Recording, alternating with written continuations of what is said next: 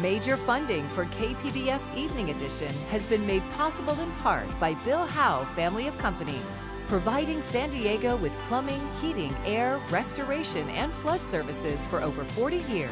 Call 1-800-BILL-HOWE or visit BillHowe.com. And by the Conrad Trebas Foundation, Darlene Marcos Shiley, and by the following.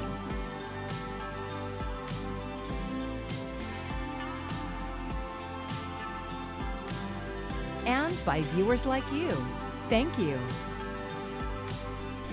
Elected officials in San Diego condemned the latest shooting by federal agents in Minneapolis over the weekend. Thank you for joining us. I'm Maya Trabulsi. They're calling the incident a turning point. Local congressional Democrats are renewing calls to impeach Secretary Kristi Noem, the head of the Department of Homeland Security. Jake Gatta with Public Matters reports. It was murder. I mean, there's nothing else to say about it. That was murder. It was cold-blooded murder. There was no excuse for that. Alex Preddy was shot and killed by federal agents on Saturday in Minneapolis. He is the second person to be killed by federal agents in the city this month. I saw the video like everybody else, and then I saw the statements that were made by Kristi Noem. I saw the president's post on Truth Social, some of the other statements, and there's just no correlation between what you see on that video from multiple angles and the claims being made by the administration. San Diego Congress members Juan Vargas and Mike Levin told KPBS they are renewing calls to impeach DHS Secretary Kristi Noem in wake of this killing. I felt that a Rubicon was crossed over the weekend and that we have to call for the impeachment of Noem. She has to be removed or has to leave on her own volition. If she refuses to do so, she needs to be impeached by the Congress and removed. I think that she must be impeached.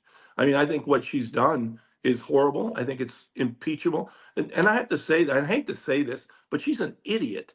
She's a total idiot. While they understand the political challenge this poses while Republicans control both houses of Congress, they were resolute about the necessity. For Kristi Noem to be out there parading with hats and parading around saying, oh no, these are terrorists, they came to murder people, is the most outrageous lie. She has to be impeached for not only what she's done, but what she will do. I'm not trying to be, unrealistic here, but we have to use every tool we have. The founders gave us impeachment as a tool. And, for my Republican colleagues that claim to care about law and order or claim to care about the rule of law, where are they now? Senate Democrats have vowed to block any more money for DHS, potentially setting up another government shutdown if a funding bill is not passed by Friday this week. Jake Gatta, KPBS News. In recognition of the deaths of Renee Good and Alex Preddy in Minneapolis, San Diego County Board Chair Tara Lawson-Remer ordered county flags to be lowered to half-staff. President Trump has blamed Democrats in sanctuary cities for the violence. Coming up, we separate fact from fiction. A little bit of a nip in the air tonight. It's going to be chilly out there. Ramona, Escondido, 37 degrees. Bundled up, we're down to freezing at Mount Laguna. Campo, 35. The desert floor, 34 at Borrego Springs. It's a cold time tonight for some, especially in the interior. Overall, dry weather prevails for us. We have to search, bring out the magnifying glass to find the showers. There they are, way, way, way up to the north of the area of San Francisco, way up closer to Eureka. We'll have your full forecast coming up. Affordable housing for staff is on the agenda tonight at the San Diego Unified School District. KPBS reporter Jacob Ayer is live at the Education Center, where school board members will hear proposals for developing district properties into homes. Jacob. Hi, Maya. The San Diego Unified Board of Education is holding special meetings tonight and tomorrow to decide the future of 4 district properties. The goal is to bring 1,500 affordable apartments for its employees. Earlier today, I spoke with School Board President Richard Barrera. He says the district is interested in proposals that will be affordable for employees at different income levels, from custodians to teachers. The definition of affordability that we've been clear about is we don't want our employees to pay more than 30% of their family income on rent. But which of that group of employees would be kind of prioritized. The different developers came with different ideas around that. Overall, the 5 properties the district plans to develop are the Revere Center in Linda Vista, the Fremont Ballard Center in Old Town, the Instructional Media Center in the Birdland neighborhood, and the Commercial Street property in Logan Heights. The largest of the proposed developments is here at the Education Center, also the district's headquarters. Each of the proposals for this site is at least 700 housing units. The board plans to select the developer for this site as well as one other tonight, come back tomorrow and decide the developer for the remaining 2 properties. Reporting live from the Education Center, Jacob Ayer, KPBS News. Thanks for that, Jacob. Frontline health workers at Kaiser Permanente facilities walked off the job this morning in San Diego County. Their last strike was in October. KPBS health reporter Heidi DeMarco says they are part of walkouts happening across California and Hawaii.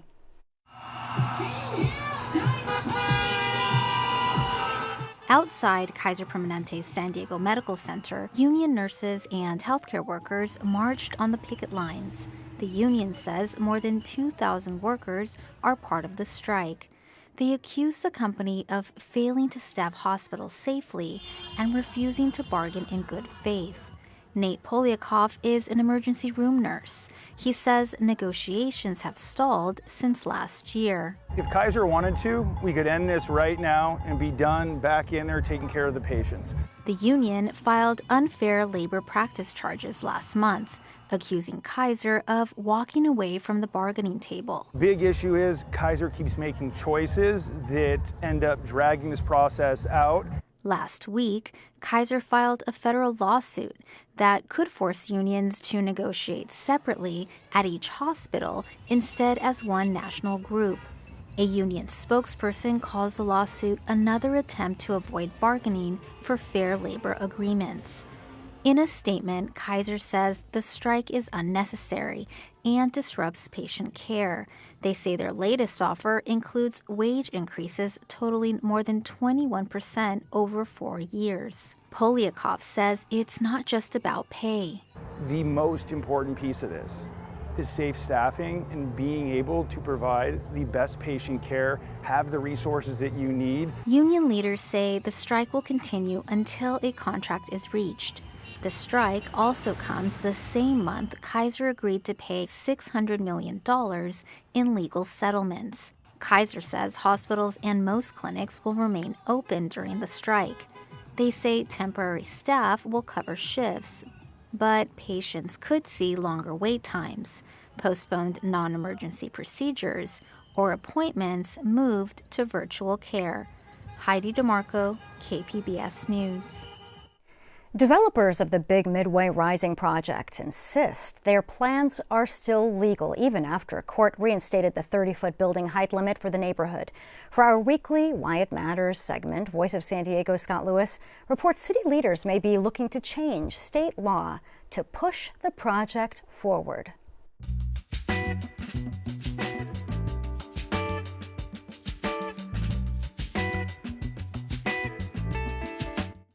Midway Rising's leaders, representing investor Stan Kroenke, who owns the Los Angeles Rams, insisted they do not need voters to approve the height limit exception. Since they were building affordable housing, they argued state law already allowed them to go higher than 30 feet. It's called density bonus, and this would be the biggest test of it yet. At his State of the City speech this month, Mayor Todd Gloria declared the project would go forward. Public land should serve the public. And right now, serving the public means building more homes. So this spring, I will bring this project forward for public hearings and a vote from the City Council. Those hearings would cover the city's lease deal with the developers and the approval of an environmental impact report. But crucially, the mayor and city attorney have never said that they agreed with developers that current state law supports their project. Instead, the city is in discussions with state lawmakers about whether they could pass a law specifically exempting the project from the California Environmental Quality Act, or CEQA. CEQA lawsuits can kill projects, but Rams owner Stan Kroenke has a notable record of avoiding them. The city may be hoping for what Kroenke got when he built SoFi Stadium in Inglewood. That venue, where the Chargers now play, remains the most expensive stadium ever built. To make sure it had no trouble getting approved, state lawmakers exempted the whole project from CEQA. They've done that for other stadiums and arenas too. San Diego leaders are hoping they'll do it for Midway Rising, but the developers don't necessarily want to wait. It'll be interesting to see how they resolve that. I'm Scott Lewis for Voice of San Diego, and that's why it matters. And Voice of San Diego is one of our partners for the Public Matters Initiative. You can learn more at kpbs.org/publicmatters. I'm Jeff Bennett. Tonight on the NewsHour, the nationwide fallout from the fatal shooting of a U.S. citizen in Minneapolis. That's at 7 after Evening Edition on KPBS. President Trump, without evidence, blamed the killing of a man this weekend in Minneapolis on sanctuary cities. KPBS reporter Gustavo Solis separates the facts from fiction in this border brief. President Donald Trump is coming after sanctuary cities. For years, he has said that they prevent the federal government from deporting murderers and rapists, that they make Americans less safe. And now he wants to withhold federal funding from sanctuary jurisdictions. They do everything possible to protect criminals at the expense of American citizens, and it breeds fraud and crime and all of the other problems that come. So we're not making any payment to anybody that supports sanctuary cities. But like so much of what Trump says about immigration, those statements are not supported by the facts. Sanctuary cities are not more dangerous than non-sanctuary cities. In fact, studies show the opposite is true. In this episode of the Border Brief, I'm going to show you the truth about sanctuary cities. Let's start with the White House position. If they'd let us in their damn jail and stop being a sanctuary city, we could arrest the bad guy in the safety and security of the jail. But because they knowingly release them, now we got to go in the community and find them. Then they're mad we're in the community. That's not true. In California, the sanctuary law specifically says local jails can transfer undocumented immigrants to ICE custody, as long as they have one of more than 30 qualifying convictions in their record. And the qualifying convictions include all the violent crimes that Trump is talking about: murder, rape, drug dealing, robbery, the worst of the worst. For example, in San Diego, local sheriffs have transferred dozens of inmates to ICE custody.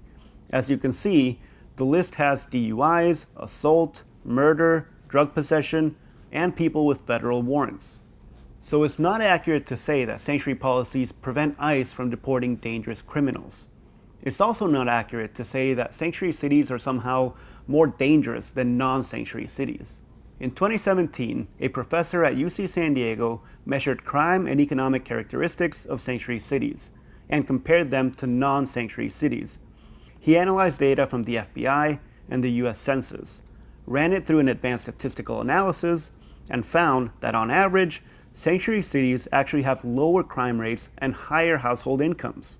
And a follow-up study from 2020 reached a similar conclusion, that sanctuary cities do not experience higher violent or property crime rates than non-sanctuary cities.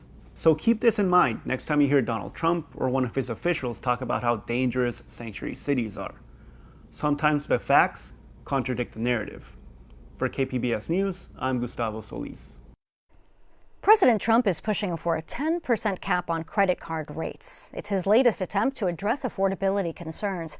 While Americans who are suffering from record high credit card debt may welcome the interest rate reduction, the banking industry is against it. Maribel Gonzalez explains the potential economic impact. I'm asking Congress to cap credit card interest rates at 10% for 1 year. In an effort to boost affordability, the president is urging big cuts to credit card interest rates. One of the biggest barriers to saving for a down payment has been surging credit card debt. Right now, American households are facing the most credit card debt on record, going back to 1999. According to data from the Federal Reserve Bank of New York, outstanding credit card balances hit more than $1.2 trillion in the third quarter of 2025. The big benefit for anybody who has credit card debt is you'll just simply spend a lot less. Yet the banking industry says the president's proposal would make things worse. It would be an economic disaster. It would remove credit from 80% of Americans. Some financial experts agree. Banks might really pull back access to credit, especially for consumers with lower credit scores. They do not want to take on the risk. And with fewer people being approved. When consumers lose access to credit, which is anticipated if this rate cut goes in, they often reduce their spending on essentials like healthcare, education, food, and are more likely to fall behind on bills. The average interest rate on credit cards is just under 20%, though according to Bankrate, some rates are much higher. Why? There is no physical asset, no house, no car that the bank can take from you if you fail to make payments on your loan. And so that presents a higher risk for lenders. I'm Maribel Gonzalez reporting. Jacumba residents say they are seeing more dust generated from a solar farm project currently under construction about 1,000 feet from homes. KPBS reporter Elaine Alfaro says some residents are reporting health issues. Jacumba residents are no stranger to winds and dust in the desert town. But community members say the construction of the more than 600-acre solar project is kicking up a lot more dust than usual. This despite requirements to minimize the impact. It's become a serious health issue for Steph Tonkin. She lives in the trailer park next to the solar project and has COPD. For like me, I'm on oxygen, and the amount of dust, it was noticeable prior to them ever breaking ground, but it was dealable.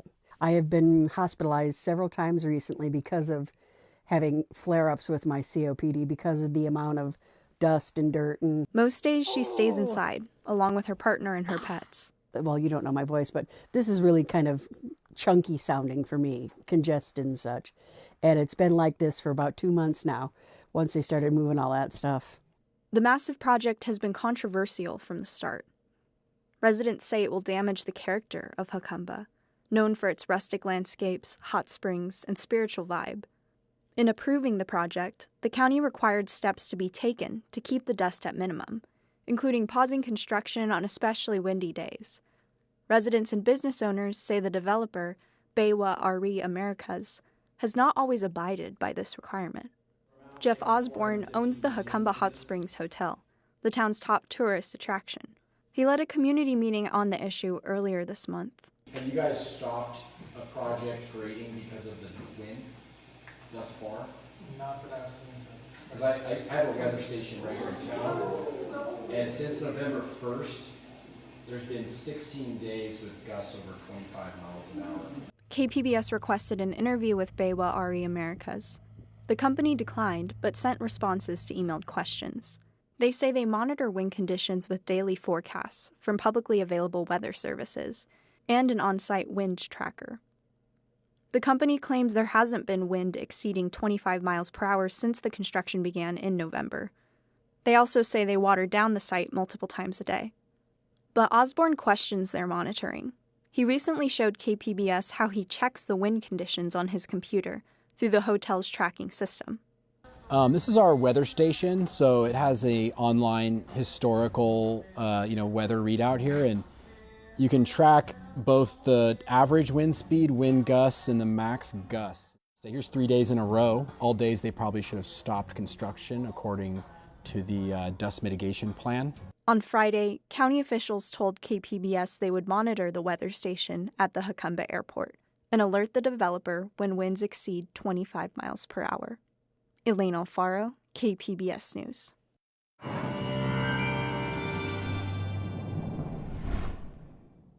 We have a very quiet pattern for the most part here, at least when it comes to avoiding rain. Way easier to deal with our weather here compared to what they're facing in parts of the eastern and southern U.S. in recent days. It will be a little breezy tonight in the canyons and passes, so there are a few things going on. Chilly nights, unusually nippy out there tonight, but an extended dry stretch prevails. So tonight we're on the road down to 43 in the metro, but some of you on the desert floor will get down close to freezing in places like Borrego Springs, and we'll be into the 30s in many areas like Escondido. So overall, showers stay way, way up to the north, far northern California's coast. Some rain and showers here and there, but we're dry. Very, very cold air. Some record lows again late tonight to tomorrow morning into Dallas, Texas, east of the Rockies. It is very different than what we're facing here in the western U.S. A nice day after that chilly start. Back up to 71 at Borrego Springs, about a 37, 38 degree rise, nearly a 40 degree jump from early morning to afternoon. We could do that there in the deserts. 48 at Mount Laguna, 73 is Escondido and Ramona, 71 for your high in San Diego. We're going to stay dry Wednesday. Really, the Wednesday map very similar to Tuesday's. Showers, just kind of pestering areas up near Eureka. And on Thursday, we're quiet, we're bright, we're dry out there. So let's get into the 5-day forecast here, region by region. Overnight, we're going to get down into the 40s again for the coastal areas, back up to 70 in the afternoon. There will be more clouds on Wednesday, so there's going to be a little bit of day-to-day change. And then we're going to return to partly sunny, very nice setup. So it will be a little cool for a couple days. Coolest Wednesday, then warmer Thursday, Friday, and Saturday. Inland areas, here we're going to see extra cloud cover as well on Wednesday. And then temperatures rise into the mid-80s on Friday. A pretty warm stretch coming up later this week. In the mountains we go, more cloud cover Wednesday, brighter later in the week, temperatures hovering back into the 50s, even making a run to 60 on Saturday. And in the deserts, you're going to see cloud cover as well on Wednesday with more sunshine most other days, temperatures rising up to near 81 on Saturday. I'm AccuWeather meteorologist Jeff Cornish for KPBS News.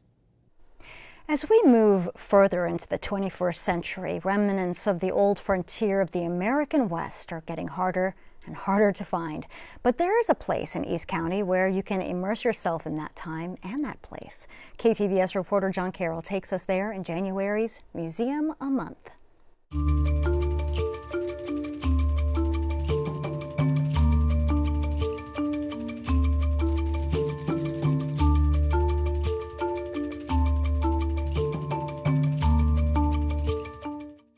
When I paint a bucking horse, I know what it feels like to ride a bucking horse.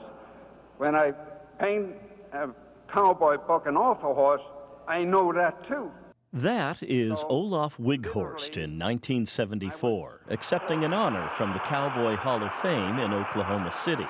He knew what it felt like because he was a cowboy long before he became a Western artist. Olaf Wighorst loved horses. Jim Daniels founded the Olaf Wighorst Museum in 1999 in an old Goodwill store in El Cajon. More on the museum in a minute, but the story of Wighorst is right out of Hollywood. A boy from Denmark that made his way to the United States, always working with and around horses. When the ship docked, he jumped ship and got off in New York. Teenager, couple dollars in his pocket, didn't speak English. Didn't know anybody. Wighorst ended up in the U.S. Cavalry, and in those days, if you stayed in 3 years, you automatically became a U.S. citizen. After that, he worked as a cowboy in Texas and eventually made his way west, ending up in El Cajon in 1945. There, he honed his skills as an artist, specializing in the American West, his love of horses shining through most of his works. His paintings appeared in a couple of John Wayne movies, and so did he, with a couple of bit parts in films like El Dorado. Sky to the moon. You can see all of that and more in the museum, right in El Cajon's Arts and Entertainment District. And it gives younger generations who weren't exposed to that part of history a little influence to preserve the Western heritage of this country. John Stauffer is the chairman of the museum's board. Olaf Wighorst spent half his life in El Cajon. This is a perfect place for the museum to be. And being that the museum is located in the center of town, it is kind of an ideal, I would say, jewel of what there is to see in El Cajon. This museum is unique in a number of ways, but probably what stands out about it most is they have Olaf Wighorst's actual house that he lived in for about 20 years, and there are some really cool things to see inside. You enter through the garage, then into the kitchen. Man, we didn't have to change much inside the house. They had to do some code issues for safety, but the house is the way it was. It's the way they lived. Here in the living room of the house, there is a space that is emblematic of the man. This is Olaf's studio. With its north-facing window, he would get indirect diffused lighting, which helped him to get the colors in his paintings exactly right. Here on the wall, something unintentional and very special. And so you can see little flecks of paint on the wall where he would flick his brush. John Wayne was a frequent visitor. Stauffer says he and Wighorst liked to drink whiskey together. Between the house and the museum, a perfect place to pause and think about the western part of this country, surrounded by plants that are native to the region. I originally started as a volunteer with the garden. Mike Bostwick is now the curator of this botanical garden, and he has the kind of experience you want in that role. He retired as curator of horticulture at the San Diego Zoo. He says this garden had about 650 plant species in the ground when he took over. It now has about 1,000. It really shows the botanical world that we actually live in. It's pretty spectacular. From the house where you can see how Olaf Wighorst lived, to the beautiful botanical garden with its southwest desert vibe, to the museum itself, full of the works produced by a man now considered to be among the finest Western artists ever. The Olaf Wighorst Museum is worth a trip to El Cajon to take a journey into the history of the American West. John Carroll, KPBS News. What a terrific story by John. Well, here is a look at what we are working on for tomorrow in the KPBS newsroom. On NPR's Morning Edition, what should TikTok users in America expect from the social media app now that it's under U.S. ownership here? You can find tonight's stories on our website, kpbs.org. Thank you for joining us. I'm Maya Trabulsi. Have a great evening. Major funding for KPBS Evening Edition has been made possible in part by Bill Howe Family of Companies, providing San Diego with plumbing, heating, air, restoration, and flood services for over 40 years. Call 1-800-BILL-HOWE or visit BillHowe.com. And by the Conrad Prebys Foundation, Darlene Marcos Shiley, and by the following: